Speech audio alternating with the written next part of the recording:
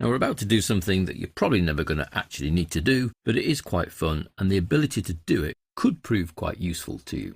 What we want to do is put a formula, or the result of a formula, into one of these caption boxes. So we have here someone really thinking hard. The computer asks, what is the volume of this sphere? There's our sphere.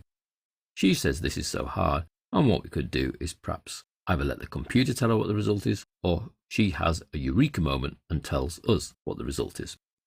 So the first step is to actually insert another caption box. So insert shape and a little call out. We'll put that down here.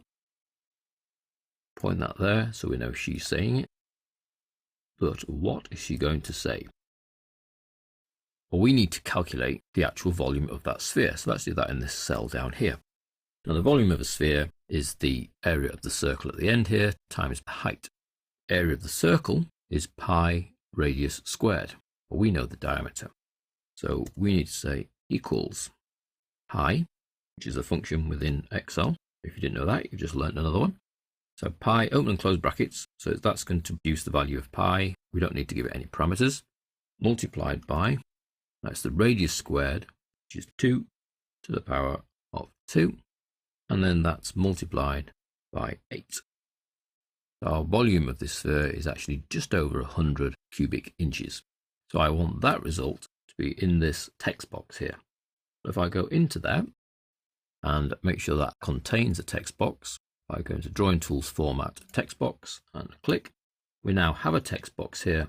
And what I can actually do is tell this text box to be equal to the value in that cell there.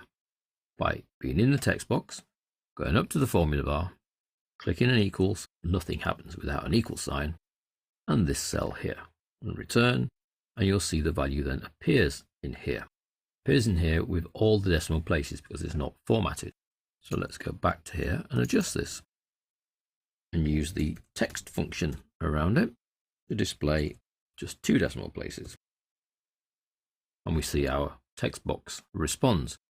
And what you can't do, unfortunately, is put this whole formula into the formula bar within there because it doesn't quite happily work with that for whatever reason. But we can tell it to look at an existing cell, as well as being able to put the result in. Let's put some text in that she might say, Eureka! I now know it is, concatenate the result, and then concatenate after that, cubic inches. Return. And then that appears in our text box. Now we can format the text box just as we can any other text, even though it's been driven by a formula. We don't need it to be so large. Eureka, I now know it is 100.53 cubic inches. Now I can also see that in this formula here, so I will just hide that row. So you can make the results of formulas appear in text boxes, which means you can have them floating around the screen.